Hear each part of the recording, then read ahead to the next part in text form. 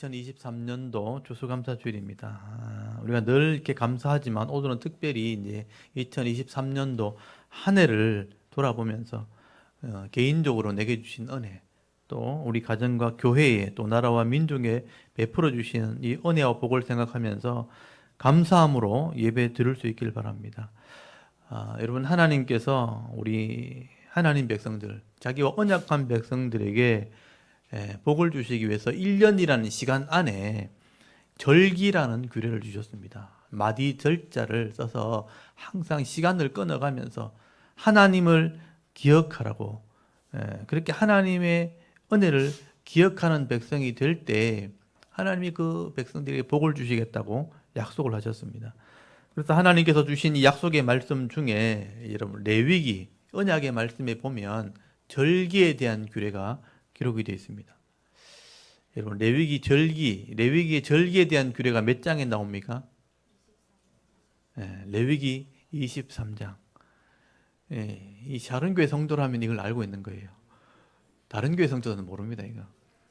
이 레위기의 이 장을 정리해 놓으면요, 하나님께서 이런 약속의 말씀을 여기 써 놓으셨구나. 그걸 기억하는 게 중요한 거예요.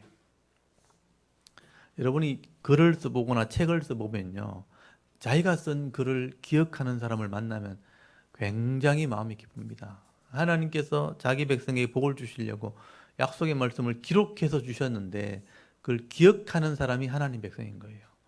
그 레위기 23장의 절기에 대한 규례가 기록이 되어 있습니다. 거기 절기에 대한 규례를 보면요, 1년이라는 시간이 중요하다는 거예요. 그 시간 안에 하나님을 기억해야 될 3대 절기를 기록해 놓으셨어요. 그게 유월절, 맥추절, 초막절입니다. 적당한 기간에 절기를 기록해 놓으셨어요. 하나님이 구원을 기억하는 유월절, 또 첫 양식을 주신 그 절반에 대한 은혜, 그게 맥추감사주일. 그리고 가을날 추수하는 그 추수의 은혜를 감사하는 초막절이 있습니다. 이 초막절이 오늘 우리가 지키는 추수감사주일과 제일 가까운 절기라고 할 수 있습니다. 그래서 이 초막절을 다른 말로 성경에는 거둬들인다, 양식을 거둬들여서 창고에 들인다, 그래서 수장절이라는 말을 쓰게 됩니다. 그래서 초막절과 수장절은 같은 의미가 되는 것이죠. 하나님께서 내게 주신 것을 내가 거둬들이는, 그것을 감사하는 절기, 그게 수장절이고 오늘날 추수감사절이라고 할 수 있습니다. 그래서 여러분, 신명기 16장에 보면 이 절기를 설명을 하면서 이렇게 지켜라, 3대 절기를 설명할 때 특별히 초막절을 지킬 때는 이렇게 해야 된다라고 기록해 주셨습니다. 우리가 매년 읽지만 한 번 더 읽어보도록 하겠습니다. 여러분, 신명기 16장을 한번 찾아보십시오. 신명기 16장 여기 13절에서 17절까지가 이 초막절에 해당하는 그런 절기입니다. 이때 절기를 지킬 때 어떻게 하나님께 나와야 된다라고 기록을 해놨습니다.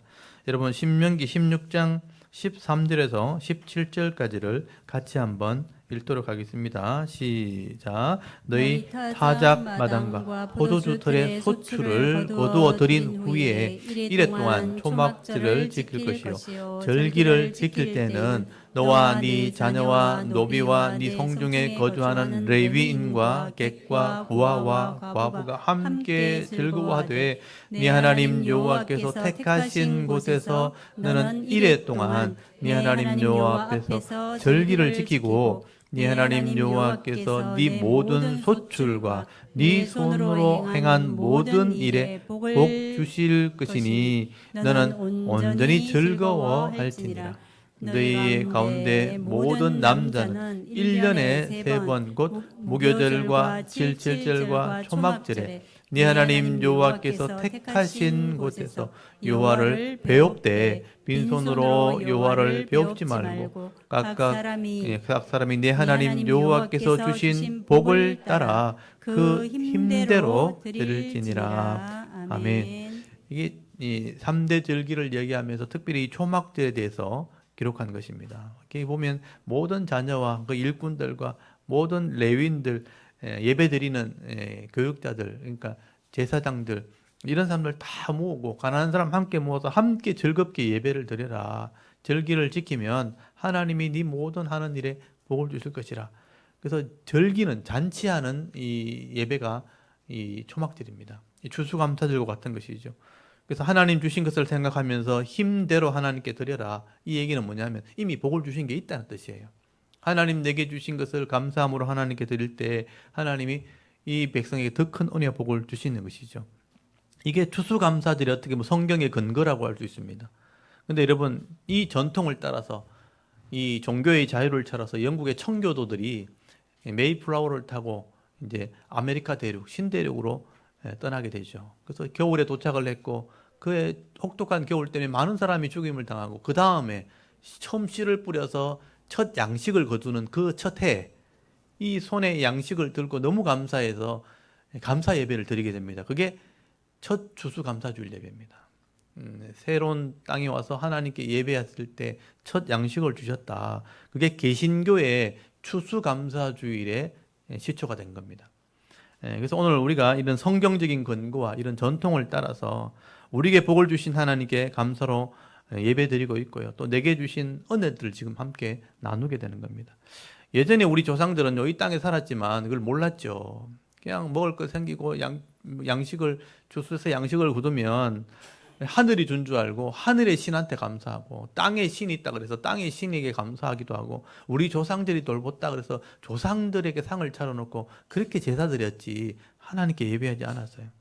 근데 우리는 성도가 되었고 우리의 생명을 주신 분이 하나님이시고 가정과 기업과 직장에 이 복을 주신 분이 하나님이라는 걸 우리가 알기 때문에 그 하나님 믿기 때문에 하나님께 우리가 감사의 절기를 지키는 것입니다. 여러분 우리가 하루하루 지금 바쁘게 살아가기 때문에 또 내 인생에 닥친 문제, 눈앞에 있는 문제만 자꾸 쳐다보면서 살아가다 보니까 이 하나님의 은혜를 자꾸 잊어버리는 겁니다. 이 하나님의 은혜를 모르는 사람이야 그냥 자기 잘난 맛에 산다 하지만 하나님의 은혜를 아는 우리 성도들은 이렇게 감사들이 되면요 하나님께 감사 예배를 드리게 되는 겁니다. 그래서 내게 주신 것을 감사하면서 하나님께 영광을 돌리는 그런 은혜가 있기를 바랍니다. 그러면 오늘 우리가 감사할 것을 좀 생각을 해봐야 됩니다. 특별히 제가 제일 먼저 감사한 것은 대한민국에 태어난 게 감사한 거예요. 제가 이렇게 여러 군데 다녀보면 이렇게 안전한 나라, 모든 것을 하고 싶은 것을 편하게 할 수 있는 나라가 대한민국처럼 이런 나라가 없습니다. 사실은요. 가보시면 알아요. 이 대한민국에 태어난 게 얼마나 감사한지 모릅니다. 또 지금 전쟁의 고통 속에 있는 세계를 바라볼 때 우크라이나에 우리 태어났으면 아니면 가자 지구에 있는 팔레스틴에 우리가 태어났다면 지금도 쫓겨다닐 겁니다. 굴에 숨어 다니고 집을 버리고 쫓겨다니는 그런 신세가 되었을 겁니다. 또 종교의 자유가 없는 나라들, 공산주의 국가라든지 지금 베트남도 지금 공산에 종교의 자유가 없어요. 형식상 교회를 만들어 놓고 있습니다. 제가 이번에 성경 강좌 갔을 때도 공안이 또 와가지고 막 피해자가 또 들어가고 그랬어요. 그러니까 겉으로는 자유가 있는 척하면서 모여서 가르친다면요 계속 신경을 쓰는 거예요. 만약 이슬람권에 여러분이 태어났다면요 성경도 펴보지 못할 겁니다. 지금 누리고 있는 거 다 잃어버리게 될 겁니다. 그래서 우리가 감사해야 되는 것입니다. 이 나라에 태어나고 이 땅에서 은혜와 복을 받고 있는 게 너무 당연한 것처럼 느끼지만 사실 이게 너무 감사한 거예요. 너무 감사한 겁니다. 또 우리가 감사한 것은 우리 많은 교회들 중에서 하나님 말씀을 이렇게 66권을 가르치는 교회에서 함께 예배드리는 것도 감사하실 수 있길 바랍니다. 여러분 66권의 하나님 말씀을 바로 알아야 이 하나님의 구원 계획을 우리가 바로 알게 되고 이 하나님의 구원을 바로 알아야 내가 바른 믿음을 가지게 되어지고 바른 믿음을 있어야 바른 신앙생활을 하기 때문에 진짜 바른 복을 받게 되는 겁니다. 그 바른 복을 받아야 감사가 진짜 되어지는 거예요. 안 그러면 전부 자기 잘난 줄 아는 거예요. 그래서 말씀을 제대로 배울 수 있는 거 감사한 겁니다. 저도 이 66권의 말씀을 가감 없이 차근차근 성실하게 가르칠 수 있는 것도 저도 감사하고요. 많은 목사들이 배출되어지지만 저는 그런 마음을 가지고 지금 그렇게 하고 있다는 게 너무 감사한 거예요. 그런 교회가 개척된 것도 감사하고 함께 66권의 말씀을 배운 것도 너무 감사한 것입니다. 여러분 이 말씀들을 잘 배우셔서요. 바른 신앙 가지시면 여러분 남은 생에는 반드시 복이 될 줄 믿습니다. 이 은혜를 잃어버리지 마시기 바랍니다. 그리고 여러분의 가정과 직장과 사업을 주신 것도 하나님 은혜입니다. 내게 재능을 주셔서 각자에게 직장을 얻게 하시고 또 그 직장을 통해서 유익을 얻고 먹고 마시고 그래도 막 넉넉하진 않지만 많은 것을 쌓아놓지는 않았지만 부족하지 않도록 살아가시게 한 것도 은혜라는 것입니다. 또 걸어 다닐 수 있는 건강을 주시고 또 다른 사람에게 은혜를 끼칠 수 있는, 도움을 줄 수 있는 이런 몸을 가지고 있는 것도, 건강을 주신 것도 감사하실 수 있기를 바랍니다. 지금 코로나가 지나고 나서 많은 영향들이 지금 나타나고 있죠. 또 이 전쟁의 영향으로 말미암아 이 원자재 가격이 다 무조건 가격이 올라가고 있습니다. 지금 환율도 지금 들쑥날쑥하고 있고요. 물가가 올라가게 되니까 세계 경제가 다 어려운 상황이 되어 있는 거죠. 그래서 교회도 지금 굉장히 어렵습니다. 그래서 작은 교회들이 계속 문을 닫고 있고요. 합병하는 일들이 계속 생깁니다. 견디기 힘드니까 한 교회가 이렇게 유지가 안 되니까 이제 여러 교회가 합쳐지는 그런 일들이 지금 계속 생기고 있습니다. 또 더 약하신 분들은 이제 유지가 안 되니까 가정 예배를 드립니다. 교회를 내려놓고 가족의 집에 모여가지고 예배드리는 그런 목사님들이 계속 생기고 있습니다. 그만큼 어렵다는 것이죠. 그럼에도 불구하고 이 대구 샤론교회는 하나님께서 사랑해 주셔서 시간 이렇게 예배드릴 수 있고 또 이 건물도 유지할 수 있으니까 또 부족하지 않게 사용할 수 있고 성도들이 마음껏 예배드릴 수 있으니까 너무 감사한 것입니다. 또 저는 개인적으로 좀 저도 부족하고 연약하지만 하나님께서 그래도 이 대구 샤론교회를 섬길 수 있는 은혜를 그래도 계속 주시니까 감사한 거죠. 저는 말씀을 가르칠 수 있도록 설교할 수 있도록 은혜 베풀어 주심에 감사를 드리고 또 섬길 수 있는 성도들이 있다는 것도 감사한 겁니다. 작은 교회들 중에서는요, 성도님들이 이제 막 빠져나가시니까 또 다른 곳을 편한 곳을 찾아서 떠나시니까 이제 교회가 이제 비어지는 거죠. 성도를 섬기는 성도가 이제 없어지니까 되게 힘들어하시는 목사님이 계시거든요. 저는 여러분을 섬기게 하시니까 감사한 것이죠.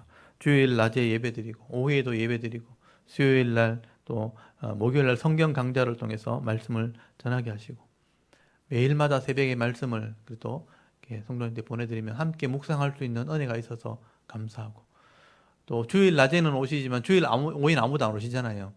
근데 성은 형제가 와요. 한 사람이라도 오는 게 얼마나 감사한 건. 없는 것 같고 있는 건 차이가 있어요.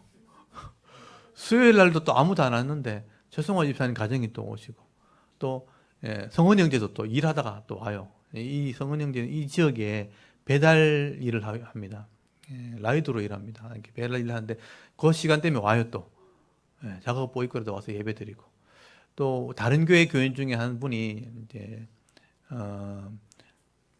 눈이 잘 안 보이시는 집사님이 계세요. 조유경 집사님이라고. 얼마 전에 결혼해서 또 남편을 데리고 같이 또 수요일 예배드리러 옵니다. 그러니까 몇 사람이라도 같이 예배드리니까 너무 감사하고요. 또 기회가 되면 제가 필리핀도 가고 베트남도 이제 지난 주간에 갔다 와서 그 목회자들에게 성경을 가르치는 일을 하니까 너무 감사한 거죠. 외국이고 좀 힘들기도 하지만 그곳에 가서 목사님들인데 성경을 모르니까 성경을 가르치고 또 함께 은혜를 나누는 게 너무 감사한 겁니다. 제가 이렇게 성실하게 하나님 말씀을 한 장 한 장 빠짐없이 해석을 하고 가르치고 이 기록에 남겨놓고 인터넷에 올리고 유튜브에 올리니까 연락이 옵니다. 말씀에 은혜가 있다면서. 목사님들도요, 이렇게 제 말씀을 들으면서 또 같이 공부를 해요. 그래서 자료를 남긴 것 때문에 많은 사람들이 은혜를 받고 또 은혜 받은 분들 중에서는요, 우리 교회를 이제 아니까 헌금도 하세요. 그러니까 여러분이 헌금도 하시지만 바깥에서 들어오는 헌금들이 굉장히 많습니다. 제가 그분들을 가르치는 것도 아닌데 그분들이 배워가지고 감사하니까 또 교회를 위해서 기도하면서 헌금을 또 보내주시는 거예요. 그러니까 너무 감사한 것이죠. 하나님께서 이렇게 한 걸음 한 걸음 하나하나 나가는 것이 결국 나중에 되는 열매로 나타나게 하시니까 너무 감사한 겁니다. 사실 이 모든 것이 다 하나님의 은혜죠. 하나님께서 하게 하셔서 한 것입니다. 그래서 여러분 사도 바울이요 정말 위대한 사도거든요. 남들보다 훨씬 다른 사도보다 훨씬 능력 있는 삶을 살았고 많은 열매를 나타냈거든요. 근데 사도 바울이 고백한 게 뭔지 아십니까? 내가 이게 한 게 아니라는 거예요. 하나님의 은혜라고 고백하게 됩니다. 여러분 사도 바울이 뭐라고 고백했는지 한번 찾아보겠습니다. 고린도전서 여러분 9장을 한번 찾아보십시오. 15장 9절입니다. 15장 9절을 한번 찾아보십시오. 고린도전서 15장 9절에서 10절까지 말씀을 우리 찾아서 바울의 고백을 한번 읽어보도록 하겠습니다. 고린도전서 15장 9절, 10절을 우리 같이 한번 읽어볼까요? 9절, 10절 한번 읽어보겠습니다. 시작. 나는 사도 중에 가장 작은 자라. 나는 하나님의 교회를 박해하였으므로 사도라 칭함 받기를 감당하지 못할 자니라. 그러나 내가 나 된 것은 하나님의 은혜로 된 것이니 내게 주신 그의 은혜가 헛되지 아니하여 내가 모든 사도보다 더 많이 수고하였으나 내가 한 것이 아니요 오직 나와 함께 하신 하나님의 은혜로라. 아멘. 이게 바울의 고백입니다. 사도 바울은요, 자기가 부족하다고 느꼈기 때문에 원래는 똑똑한 사람인데 예수를 박해하던 사람이었거든요. 근데 예수를 알고 났는데 내가 잘못 살았다는 걸 알았기 때문에 다른 사람보다 늦었다는 거예요. 다른 사도들보다. 그래서 더 열심히 산 거예요, 이 사람이요. 복음을 전하고 핍박을 받으면서 또 교회를 세우고 그렇게 열심히 살고 뒤를 이렇게 돌아보니까 이게 내가 한 게 아니라는 걸 알게 된 거죠. 그래서 내가 한 것이 아니요 오직 나와 함께 하신 하나님의 은혜로라 그렇게 고백을 합니다. 바울이 이렇게 고백했다면요 우리는 내가 했다고 말하면 안 되는 거예요. 우리는 바울에 비하면 한 게 별로 없어요. 사실 저도 그렇고. 그래서 이제까지 지내온 것이 하나님의 은혜라고 우리가 고백할 수밖에 없는 것입니다. 저도 참 마찬가지 고백을 지금 하게 되는 겁니다. 이제까지 저도 이렇게 사역한 것도 하나님의 은혜라는 것입니다.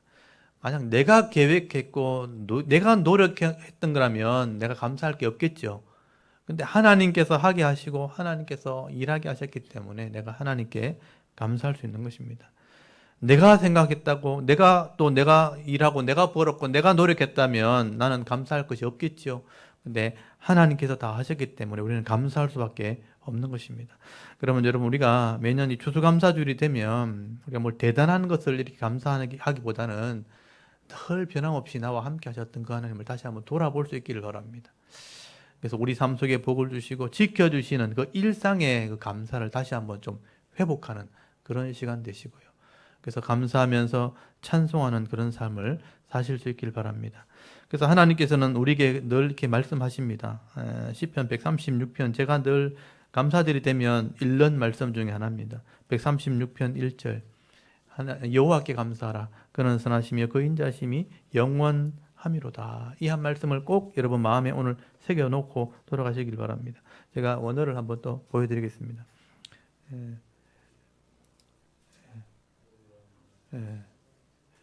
여기 밑에 써놨죠. 호두 찬양하라. 라도나 이게 여호와면 여호와의 여기 간사가 붙은 거예요. 그래서 호두 라도나이 여호와께 찬양해라 감사해라. 키 왜냐하면 이거 제가 전에 말씀드렸죠. 키 왜냐하면 두 개 달렸죠. 키 토브 하나님이 선하시기 때문에 좋으시기 때문에 또 키 레오람 영원하다. 헤세드가 영원하기 때문에 헤세드가 인자심 사랑이죠. 그래서 호도라도나이 키토브 키레오람 하수도 여호와께 감사하라. 왜냐하면 그의 선하심과 인자심이 영원하기 때문이다. 시편 36편은 여호와께 감사하라. 그는 선하시며 인자심이 영원함이라도 이렇게 번역이 되어 있지만 원래 그대로 번역하면 이런 말이에요. 여호와께 감사해야 됩니다. 왜냐하면 이렇게 나오죠. 그 하나님이 선하시고 그 인자심이 영원하기 때문에 우리를 이렇게 그 인자심과 선하심으로 지키시고 있기 때문에 그걸 아는 사람이라면 여호와께 감사해야 됩니다 라고 고백을 하게 되는 겁니다. 그래서 시편 136편은요 하나님이 어떻게 하셨는지를 쭉 고백하는 내용이 나오게 되는 것이죠. 하나님은 항상 선하시고 그 인자심이 그 사랑이 영원하기 때문에 우리는 하나님께 감사해야 되는 겁니다. 하나님을 찬송해야 되는 것이죠. 여러분 올해 이 감사는요 작년의 감사와 다르죠. 올해 내게 주신 은혜가 또 있습니다. 그 은혜를 우리가 감사하는 것입니다. 오늘도 우리의 이 나라를 지켜주시고 우리 교회와 가정과 또 내 자신을 지켜주시고 복을 주시는 그 은혜를 여러분 생각하시면서 감사하는 성도들이 되실 수 있기를 바랍니다. 오늘도 내가 살아있고 내게 생명을 주신 분이 하나님이기 때문에 감사하시고요.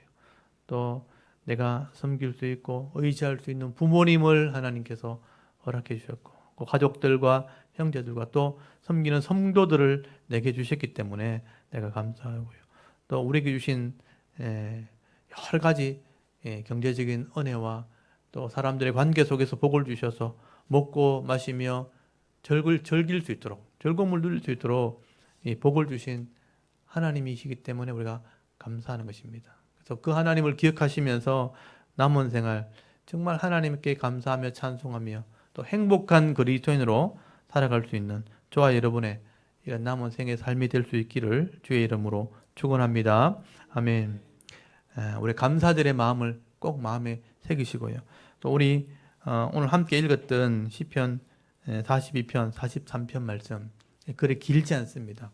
잠깐이지만 우리 함께 읽었던 시편 42편과 43편 말씀을 통해서 하나님께서 주시는 은혜를 잠깐 나누도록 하겠습니다. 여러분 거기 42편을 특별히 성경에 보시면 위에 특별한 게 기록이 되어 있죠. 시편 제2권이라고 기록되어 있습니다. 이 말은 시편이 이렇게 권수로 나눠져 있다는 얘기죠. 시편은 5권으로 나눠져 있습니다. 그 중에 지금 1권을 우리가 봤고 이제 2권이 시작된다는 것이죠. 그래서 시편 42편부터는 이제 2권이 시편 제2권이 시작된다라고 생각하시면 돼요. 그리고 시편 42편 그 시제를 보시면요. 고라자손이 되어 있어요. 고라자손, 맞쓰길. 이 맞쓰길이란 말은 이게 교훈이다 이런 말이거든요. 그 고라자손의 교훈의 시 이런 의미입니다. 근데 이제 이 고라자손에 대한 얘기는 다음 편에 또 나오기 때문에 제가 또 말씀을 드릴게요.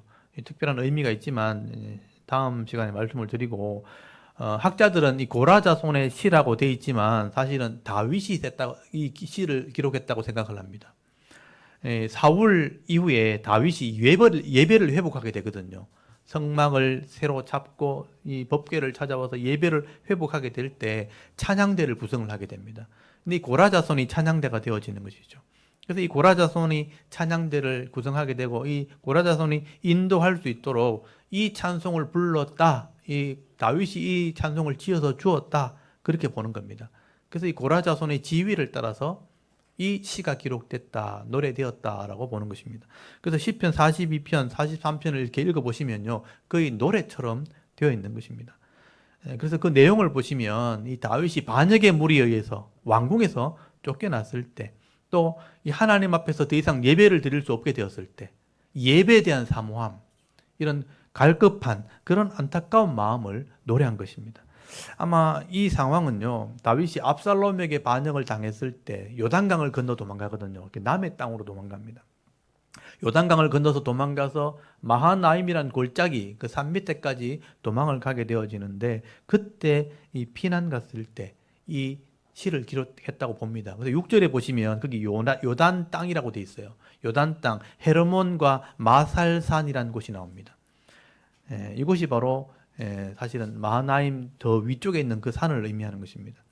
이 다윗이 이렇게 대적들에게 쫓겨갔을 때 사람들이요 달려와서 다윗을 막 저주하거든요. 왕이었을 때도 막 저주하면서 네가 믿는 하나님 어디 있느냐고 막 비난을 하기도 하고요. 또 나중에 쫓겨났을 때 절기가 되었는데 하나님께 예배를 드려야 되는데 그런 예배 드릴 상황이 안 됐을 때 이 백성들이 함께 예배 드렸던 그때를 막 추억하고 기억하면서 이 시를 기록을 하게 되는 거예요. 그래서 여러분 이 시는 어떻게 보면 우리 성도들에게 인생의 큰 고통과 시련을 당했을 때 주시는 위로의 시라고 할 수 있습니다. 그래서 위로와 교훈의 시, 고통당하는 성도들에게 주시는 위로와 교훈의 시, 그게 시편 23편, 23편이라고 할 수 있는 거죠. 그래서 아무리 절망적인 상황이 되어도요, 하나님을 예배하는 마음, 또 하나님에 대한 이런 믿음과 신앙을 잃어버려서는 안 된다는 것을 교훈을 하게 되는 겁니다.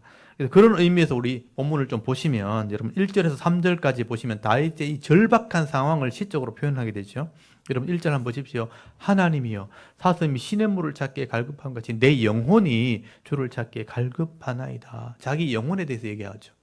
내 영혼이 하나님과 살아계시는 하나님을 갈망하나니 내가 어느 때에 나가서 하나님의 얼굴을 배울까. 사람들이 종일 내게 하는 말이 네 하나님 어디 있느냐 하오니 내 눈물이 주야로 내 음식이 되었도다. 왕이었고 하나님을 예배하는 자였는데 지금 쫓겨난 거예요. 비참한 상황 가운데 가 있으니까 이 영적인 마음이 너무 괴롭다는 거예요. 자기 영적인 상태를 보니까 너무 비참한 거죠. 그래서 자기 상황을 보니까 비유하자면 목마른 사슴 같다 이렇게 표현한 거예요. 이 사슴이 사냥꾼에게 쫓겨다닐 때요, 생명 걸고 뛰다니거든요. 뛰다니면서 헐떡거리면서 이렇게 숨어 있을 때 목이 타가는 그런 이 사슴의 심정 같다. 갈망하는 마음, 애타는 마음, 그게 내 마음 같다. 내 영혼이다. 그렇게 표현하고 있는 거죠. 이 쫓겨다니는 사슴의 신세를 너무나 잘 아는 사람들이기 때문에 그 심정을 비유로 표현한 것입니다. 그래서 이 내용이 찬양으로 많이 나와 있죠. 목마른 사슴 시냇가에 심은 시냇물을 갈급한 같이 목마른 사슴 시냇물을 찾아 헤매이듯이 그 찬양이죠. 여기서 나온 것이죠.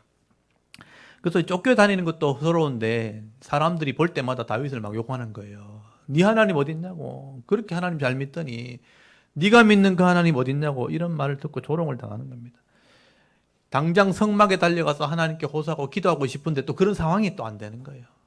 성막을 뺏긴 상태고 지금 쫓겨난 상태이기 때문에 그렇게 안 되는 것이죠. 그래서 4절에 보면요, 다윗이 추억만 하는 거죠. 그때 그랬었는데, 그러면서 4절에 보면요, 내가 전에 성의를 지키는 무리와 동행하여 기쁨과 감사의 소리를 내며 그들을 하나님의 집으로 인도하였더니 이제 이 일을 기억하고 내 마음이 상한다는 거예요. 가고 싶은데 지금 못 가는 거예요. 예전에 이게 성일이라고 되어 있는데, 이 성일이란 말은요, 사실은 주일을 말하는 게 아니에요. 절기란 뜻이에요. 그래서 제가 원어를 일부러 가지고 나왔는데, 여기 보시면 요거는 하나님의 집, 여기 보시면 하나님의 집이라는 표현이 나오거든요. 거기 4절 중간에 그들이 하나님의 집으로 인도했다. 이게 베이트, 그러니까 바이트, 요거는 바이트니까 바이트 엘로힘. 아까 이 성경 문제 엘로힘인 제가 냈죠. 요거 일부러 써보시라고. 하나님의 집이란 뜻이거든요. 내가 하나님의 집으로 인도했던 자였다. 그러면서 여기 하가그라는 말은 하가그가 이게 성일로 번역을 했는데 사실은 이게 절기란 뜻이에요. 축제. 여러분 학계 선지자 있죠, 학계 선지자가 여기서 이름이 나온 거예요. 하가그에서 학계 하면 절기, 축제 이런 뜻입니다. 그러니까 내가 추수감사주일처럼 절기를 만나면 성도들과 함께 떡을 나누고 기뻐 찬송하고 내가 이 하나님의 집으로 내가 사람 데리고 와서 막 예배 드렸었는데 그 얘기를 하고 있는 거예요. 절기 때 기쁨을 지금 기억하고 있는 거죠.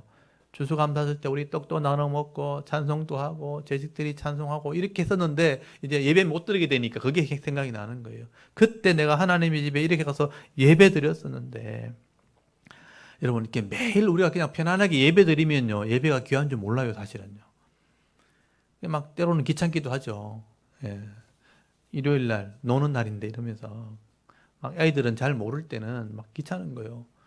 또 친구들 만나고 또 TV나 영화 재밌는 거 하면 막 주일보다는 이렇게 예배 드리는 것보다는 그게 더 좋은데 이런 마음 들 때 있거든요. 근데 진짜 어려움이 생겨가지고 예배 드릴 수 없는 상황에 딱 빠지게 되면요, 그게 이제 기억이 나는 거예요. 사모하게 되고. 저도 그런 적이 몇 번 있거든요. 저도 어릴 때부터 교회를 빠지지 않았기 때문에 교회에 이렇게 가는 건 당연한 것처럼 생각하다가 나중에 어떤 상황이 돼가지고 교회를 못 가는 상황이 되잖아요. 그럼 주일 되면 어떻게만 힘든지 모르겠어요. 오늘 예배 드린 날인데 아무것도 안 하고 있으면요, 막 힘든 거예요. 그래서 그때를 사모하게 되고 또 더 어려운 상황이 빠지게 되면요, 막 진짜 갈급한 마음이 생기는 거예요. 함께 찬송하고 싶은데, 예전에 제가 찬양대 같은 거 할 때 찬양대 같이 막 하고 이럴 때 너무 좋았는데 그를 예배를 못 드리게 되면 너무 힘들어지는 그런 상황이 생기는 거죠. 다윗이 지금 그런 상황이 되어진 것입니다. 그래서 진짜 성도라면요, 이 예배를 못 드리게 되면 영적 갈급함이 생기게 되는 거예요. 그래서 그 갈급함을 다윗이 지금 노래하게 되는 것입니다. 이 다윗은 가족들에게 배반을 당했고요, 왕궁을 잃어버렸고 왕권도 잃어버리게 되고 부하들도 돌아서게 되었고 사람들은 자기를 조롱하는 그런 상황 가운데 있게 된 겁니다. 더 이상 예배도 드릴 수 없고 자기가 할 수 있는 게 아무것도 없을 때 그때는 낙심하게 되는 상황이 벌어지게 된 거죠. 내가 지금 아무것도 할 수 없구나. 자기 영혼이 막 낙심하는 걸 보면서 다윗이 그때 정신을 차리는 것이 오늘 시편의 내용이에요. 다윗이 얼마나 고통스러웠는가 6절 한번 보십시오. 그게 뭐라 됐냐면 내 하나님이여 내 영혼이 내 속에 낙심이 되므로 내가 요단 땅 헤르몬과 마살산에 그래서 주를 기억하나이다. 이 산에 숨었다는 거죠. 주의 폭포 소리에 깊은 바다가 서로 부르며 주의 모든 파도와 물결이 나를 휩쓸었나이다. 이 헤르몬 산이 이 이스라엘의 제일 높은 산입니다. 겨울에 눈이 녹지 않는 그런 산입니다. 그래서 그런 높은 산에서 눈이 오거나 비가 오면요, 이게 물결이 이게 내려오면서 폭포를 이루게 되거든요. 그런 강한 폭포가 사람을 휩쓸려 가듯이 내가 그 물에 휩쓸려 가는 그런 처지가 되었다. 그런 고통스러운 상황이 되었다. 내가 낙심하는 상황이 되었다. 그렇게 말을 하게 된 것입니다. 여러분, 이렇게 사람도 상황에 빠져버리면, 또 여러 가지 고통 속에 빠져버리면, 내가 어떻게 할 수 없는 그런 절망적인 상황에 빠지게 되어지면요, 막 생애를 포기하고 싶은 마음이 생기는 거죠. 내 영혼이 무너지게 된다는 거죠. 그래서 이 마음이 무너지게 된 사람들은 그리고 인생도 포기하는 사람이 생길 정도로 절망이 되고 낙심이 된다는 것입니다. 근데 여러분, 그런 상황에서 다윗이 결정한 게 중요한 거예요. 이때 내 상황은 절망적인데 나를 도우시는 하나님이 있다는 것을 기억했다는 겁니다. 그게 오늘 핵심이죠. 여러분, 5절을 한번 보시면 다윗이 자기 스스로에게 명령하는 장면이 나옵니다. 이게 3번 반복이 되어 있습니다. 이 시편 42편, 43편에 똑같은 내용이 3번 반복이 되어 있어요. 후렴구처럼 반복이 되어 있습니다. 내 영혼아, 네가 어찌하여 낙심하며 어찌하여 내 속에서 불안해하는가? 너는 하나님께 소망을 두라. 그가 나타나 도우심으로 말미암아 내가 여전히 찬송하리로다 하면서, 이건 자기가 자기 영혼에게 하는 말이에요. 믿음이 있는 사람들이 낙심하지 않기 위한 하나의 절규라고 할 수 있는 거죠. 네 영혼은 어찌 낙심하는가? 이게 찬양으로 나온 찬양이 있죠. 이 찬양을 혹시 아십니까? 내 영혼아, 내가 어찌하여 낭망하느냐? 내가 어찌하여 불안하는고? 너는 너의 하나님을 바라라. 이 찬양이 있죠. 이게 이 가사를 그대로 이제 만든 겁니다. 그래서 자기 영혼에게 외치는 겁니다. 네가 왜 낙심하느냐? 하나님이 있지 않느냐? 네가 어찌하여 불안해하느냐? 하나님이 나를 도우시면 내가 여전히 하나님을 찬송할 거다 하고 결심하는 거죠. 이게 신앙입니다. 신앙. 하나님이 없는 사람들은요, 자기가 도울 사람이 없다는 걸 생각할 때, 주위를 돌아볼 때 아무도 나를 도울 사람이 없다고 생각할 때 스스로 포기해버리는 거예요. 그 신앙이 없는 사람들이 그렇게 하는 거예요. 근데 이 생명이 살아있자면 생명을 붙들고 있는 분이 하나님이라는 걸 기억하셔야 돼요. 하나님이 허락하지 않으면 이 생명도 끝나지 않습니다. 스스로 포기하려고 하면 하나님이 어쩔 수 없는 거예요. 근데 꼭 필요한 사람은 하나님 살려주지만 어쩔 수 없는 사람들은 하나님께서 그냥 자기 결정이기 때문에 내버려 두는 거예요. 신앙 있는 사람들은요, 하나님을 의지하게 되는 겁니다. 이 다윗의 믿음이죠. 다윗이 약해지는 자기 마음을 향해서 지금 명령하는 겁니다. 왜 낙심하는가? 왜 불안해하는가? 하나님을 바라보라. 하나님께 소망을 두라. 내가 하나님을 찬송하게 될 것이다.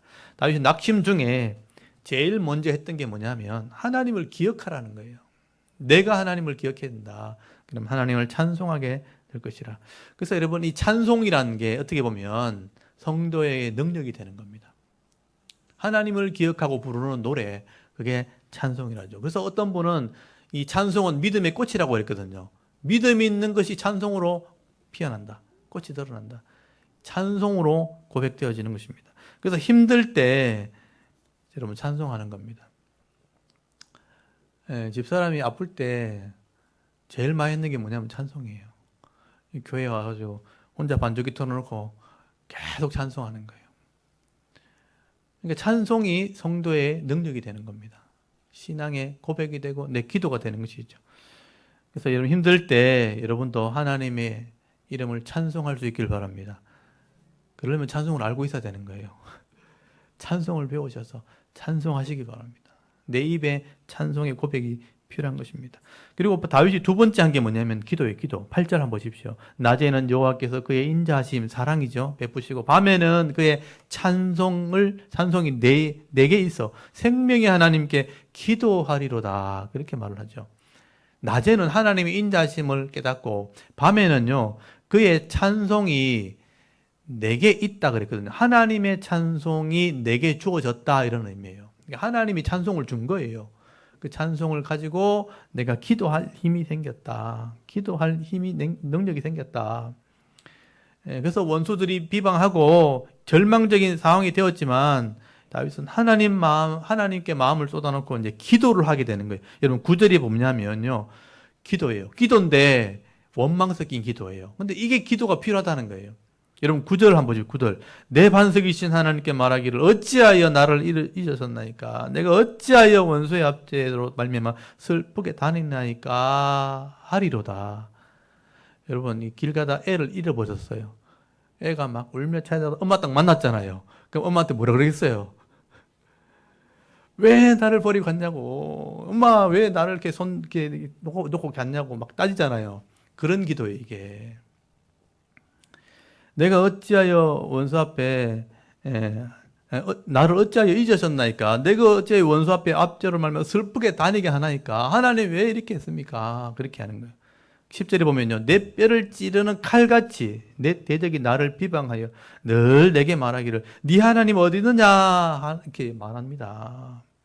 이게 기도예요. 기도. 그러니까 원망을 세상에게 하는 게 아니고 하나님께 하는 거예요. 그게 기도입니다. 기도. 11절에 보십시오. 자기 영혼에게 또 말하죠. 네 영혼을 어찌하여 낙심하며 어찌하여 내 속에 불안하는가? 너는 하나님께 소망을 두라. 나는 그가 나타나 도우심을 하면 내 하나님을 여전히 찬송하리로다. 지금 두 번째 얘기하는 거죠. 자기 영혼에게 기도하는 것입니다. 그래서 이게 후렴구처럼 반복이 되는데 43편에 또 한 번 나와요. 5절에 또 나옵니다. 3번 나오는 거예요. 이게 기도라는 것입니다. 내 영혼이 하나님을 소망하고 하나님을 찬송하겠다. 이 다윗의 신앙 고백이죠. 그리고 이제 시편 43편이 지금 연결되어진 것입니다. 그래서 여러분 시편 43편이 연결된 것은 이 같은 시라고 보는 거예요. 왜냐하면 같은 구절이 같이 나오니까 기도도 나오고 찬송도 나오고. 그래서 시편 43편은요. 이 절망적인 상황에서 하나님을 찬송하고 기도할 힘을 얻게 된 이 다윗이 기도할 때 그 기도의 내용이 기록됐다고 보는 거예요. 여러분 43편 1절에서 3절까지 한번 보세요. 다윗의 기도입니다. 하나님이 재판해달라는 거죠. 하나님이여 나를 판단하시되 재판하시되 경건하지 아니한 나라에 대하여 내 송사를 변호해달라. 변호하시며 간사하고 불의한 자에게서 나를 건져달라. 나를 하나님 변호해 주시고 편들어 주시고 나를 건져 주셔야 됩니다. 하고 기도하는 것입니다. 왜냐하면 하나님이 앞에 다윗이 공의롭다는 거예요. 말씀대로 살았다는 얘기죠. 하나님은 공의로운 재판장 아니십니까? 내 공의를 안다면 하나님이 나를 편들어 주셔야죠. 나를 건져 주셔야죠. 그렇게 기도하는 것입니다. 경건하지 않은 자가 지금 땅을 다스리고 있다는 거예요. 경건하지 않는 불의한 자가 이 땅을 지배하고 있다는 겁니다.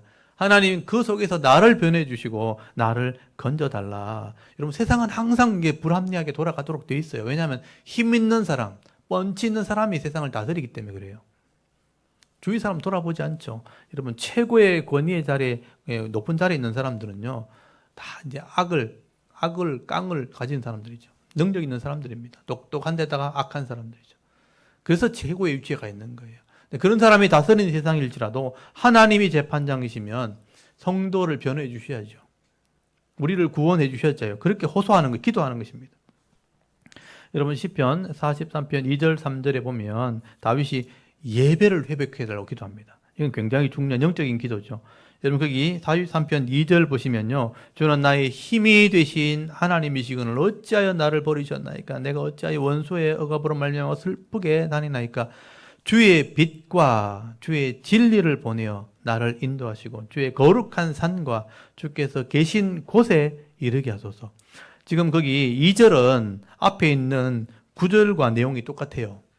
거기 반석과 힘이 다를 뿐이에요. 거기 원수의 압제, 원수의 억압 똑같은 단어인데 번역만 다르게 했을 뿐이에요. 그러니까 똑같은 기도를 반복하면서 거기 3절에 보면 이게 이제 중요한 거죠. 주의 빛과 주의 진리를 내게 보내달라는 거예요. 빛은 다 이렇게 어둠을 밝히는 것이고요. 진리는 변하지 않는 말씀이에요. 그걸 보내가지고 내가 거룩한 산 또는 여기 주께서 계신 곳이라고 번역되는데 이거는 번역이 조금 잘못된 거죠. 주의 장막입니다. 이 번역은 제가 일부러 준비해놨는데 여기 보시면 이 엘로임 하나님의 이름을 부르면서 이거 한 장만 넘겨주시면 좋겠는데 안 넘어가네요. 여기 미시칸이라고 이게 목자 막자의 막사 또는 거처, 성막이라는 의미예요. 그러니까 장막이라는 의미, 장막. 그래서 여기 3절에 보면 거룩한 산과 주께서 계신 곳이라고 했거든요. 계신 곳. 근데 사실은 주의 장막입니다. 주의 장막. 이게 예배드리는 곳을 의미하는 거예요. 그러니까 주의 빛과 진리를 하나님 내게 보내주셔가지고 내가 예배 자리로 갈 수 있도록 도와달라. 예배를 회복하게 해달라. 그 기도를 하고 있는 것입니다. 그래서 하나님은 나를 공의롭게 판단하셔서 구원하시고 예배를 회복시켜 주시옵소서. 그게 다윗의 기도의 핵심입니다. 그게 43편이에요. 절망 가운데 있을 때 이 기도를 드렸다는 거죠. 내 예배를 회복되게 하십시오. 말씀을 들려달라는 거죠. 하나님이 예배드리는 곳에 나를 인도해달라는 거죠. 여러분, 이 기도가 바로 우리가 해야 될 기도입니다. 여러분, 성도는요, 예배를 통해서 하나님 만나게 돼 있고요. 또 하나님 만나게 될 때 영혼이 회복되어지고 인생의 문제가 해결되어지는 그런 복을 받게 되어 있는 겁니다. 그게 성도라는 거예요. 그래서 4절을 보십시오. 그런즉 내가 하나님의 제단에 나아가 그의 큰 기쁨에 하나님께 이르리이다. 큰 기쁨에 하나님께 이르리이다. 하나님이여 엘로힘이여 나의 하나님이여 엘로힘이여 내가 수금으로 요즘 말로 기타를 치면서 주를 찬양하리다. 그래서 우리 찬양을 잘 하면 좋아요. 내가 예배 자리에 나가서 수금을 치면서 기타를 치면서 악기를 연주하면서 하나님을 내가 찬양하겠습니다. 높이겠습니다. 그렇게 고백을 하게 되는 거죠. 그리고 5절에 또 후륜과 반백되죠. 내 영혼은 어찌하여 낙심하는가? 어찌하여 내 속에서 불안해하는가? 너는 하나님께 소망을 두라. 그가 나타나 도우심으로 말미암아 내 하나님을 여전히 찬송하리로다. 이게 가사로 치면 후렴인 거죠. 지금 후렴이 3번 반복되고 있는 거죠. 그래서 이 시편 42편과 43편은 한시라고 봐야 되는 거죠. 3절로 된 가사가 이렇게 돼 있다. 이렇게 보시면 돼요. 그걸 반복해서 고백하고 있는 것입니다. 여러분, 이 시편의 내용은요, 성도들에게 이 찬송이라는 것과 이 기도가 얼마나 중요한가 하는 것을 교훈하는 시입니다. 다윗은 지금 나라를 잃어버렸고 왕궁을 빼앗겼고 가족에게 배반을 당했고 부하들에게 배신당한 이 절망적인 그런 상황 속에서도 지금 하나님의 이름을 찬송하며 기도하게 될 때 하나님께서 이 다윗의 기도를 들으셨고요. 나중에 역사를 보면 결국은 잃어버렸던 나라를 되찾게 해주십니다. 하나님이 편들어 주셨고 하나님이 구원해 주신 겁니다. 이 기도를 들으신 거예요. 그래서 공의로운 하나님이 다윗을 재판하셨고 악인들은 심판하셔서 그 나라를 회복시켜 주셨고 왕권을 다시 회복시켜 주신 것이 역사에 기록이 되어 있습니다. 그렇다면 하나님이 다윗의 기도를 들으신 것입니다. 여러분, 인생의 절망 중에 이 부르는 찬송과 하나님께 드리는 이 기도가 성도에게 큰 힘이 된다는 것을 여러분 깨달을 수 있길 바랍니다. 여러분에게 절망적인 상황이 올 수 있죠. 제가 다 모르지만 여러분 개인적으로는 그런 어려움이 당할 수 있습니다. 가족들에게도 다른 회사에서나 직장에서 사업하다가 어려움 당할 수 있죠. 그때 포기하면 안 되는 거예요. 영혼을 붙드시는 분이 하나님입니다. 나를 공의롭게 재판하시고 또 하나님께서 내게 예배를 회복시켜 주시면 내가 하나님 찬송하겠습니다. 그 찬송과 기도를 드리셔야 되는 거죠. 여러분, 신약 성경에 보면요, 사도 바울이 빌립보 유럽에 처음으로 복음을 전하러 왔을 때 귀신 들린 아이를 고쳐주다가 로마 군인이 잡혀가지고 매를 맞고 감옥에 들어가잖아요. 그때 절망하지 않고 그 감옥 속에 착고에 채가지고 그 지하 감옥 속에 들어가서 하나님을 찬송하잖아요. 하나님의 이름으로 기도하게 될 때 하나님이 지진을 일으키셔서 그 옥문을 다 열어줘 버리죠. 간수가 도망간 줄 알고 자살하려고 할 때 이 사도 바울이 그 간수에게 외치잖아요. 자살하지 말라고. 우리가 여기 있다면서. 찬송하고 기도할 때 그 영혼을 구원하게 하셨잖아요. 어떻게 하면 구원을 얻겠습니까? 주 예수를 믿으라. 그리하면 너와 네 집이 구원을 받게 될 것이라. 그 영혼을 구원했잖아요. 그 사람이 가정이 예수 믿게 돼서 유럽이 복음화된 겁니다. 성경에 그것이 기록되었죠. 바울이 로마 감옥에 가셨을 때 그 빌립보 교회를 생각하면서 쓴 편지가 빌립보서라는 성경이에요. 그 사랑의 편지를 기록하게 되었고 그 편지가 오늘날 기록에 남아 성경이 된 겁니다. 하나님의 은혜를 누릴 수 있도록 성경에 기록해 주신 것입니다. 여러분, 오늘 이렇게 추수감사주일을 맞이해서 시편 42편, 43편 이 다윗의 기도와 찬송을 묵상하면서 이 다윗의 신앙을 여러분 좀 배울 수 있기를 바랍니다.